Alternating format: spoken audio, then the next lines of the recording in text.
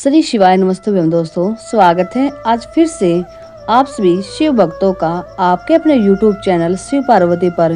दोस्तों, जैसा कि आप जानते हैं कि बैसाख का महीना चल रहा है और आज मैं आपके लिए एक बहुत ही विशेष जानकारी लेकर आई हूँ।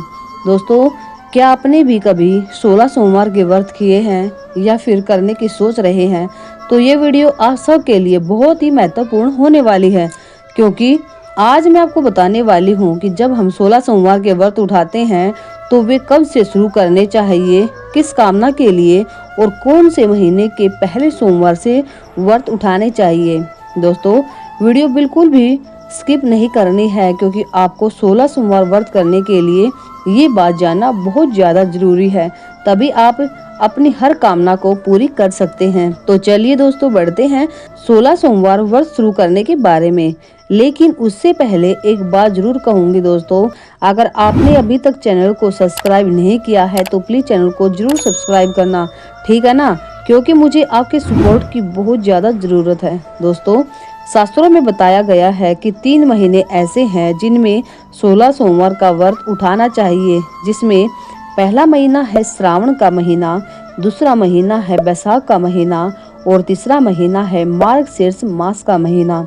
दोस्तों, अगर आपको संतान का सुख नहीं है, आपकी शादी को कई साल हो गए हैं, तब आपको क्या करना है? अगर संतान की प्राप्ति के लिए 16 सोमवार उठाया जाता है ना, तो वो श्रावण महीने के पहले सोमवार से उठाया जाता है। जानकारी के लिए बता दूं दोस्तों, 2026 में श्रावण महीने का पहला सोमवार 6 जुलाई को पड़ेगा। तो अगर आपको भी संतान का सुख चाहिए तो श्रावण मास में 16 सोमवार का व्रत जरूर उठाएं।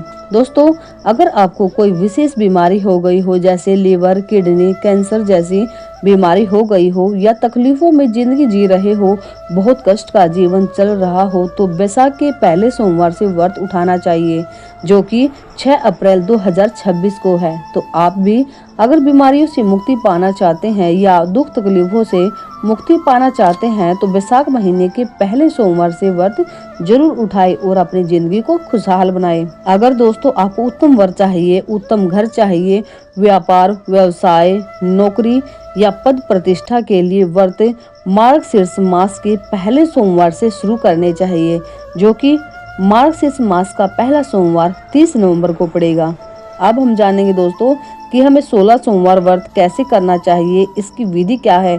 आइए जानते हैं इसकी संपूर्ण जानकारी एकदम सरल तरीके से, जो कि पूज्य गुरुदेव पंडित प्रदीप जी मिश्रा द्वारा बताई गई है।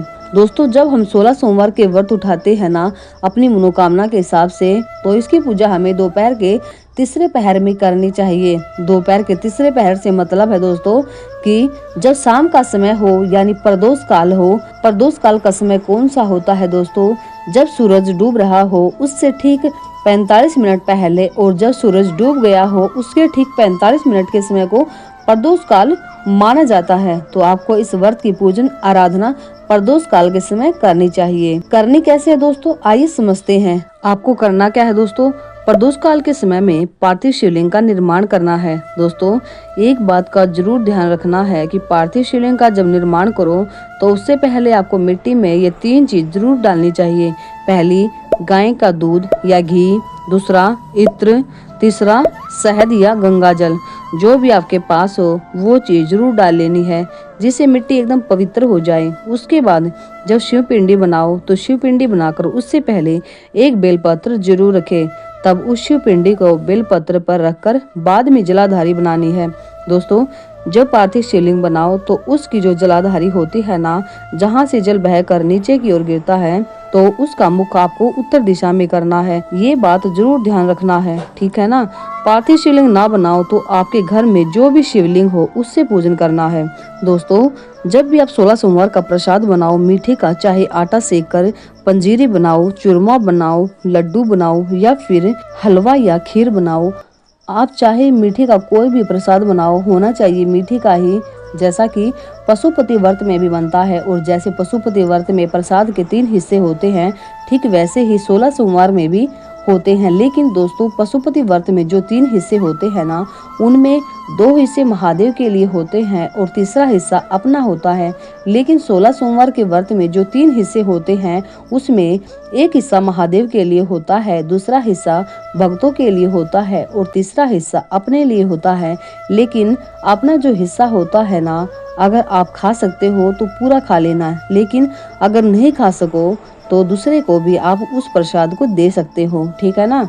अब हम जानते हैं दोस्तों कि हमें 16 सोमवार व्रत की पूजन शाम के समय कैसे करनी है। आइए जानते हैं दोस्तों पूजन सामग्री के बारे में। सबसे पहले आपको लेना है पंचामृत, जैसे दूध, दही, घी, शहद और शक्कर से बना हुआ। आप चाहो तो इन 5 चीजों को मिलाकर भी चढ़ा सकते हो या फिर अलग अलग भी चढ़ा सकते हो। उसके बाद आपको लेना है 1 लोटा जल, बेलपत्र, समी पत्र, धतूरा, आकड़े के पुष्प, चंदन, पीला हो या फिर लाल, जैसा भी आप लेना चाहो। उसके बाद आपको लेने हैं पुष्प।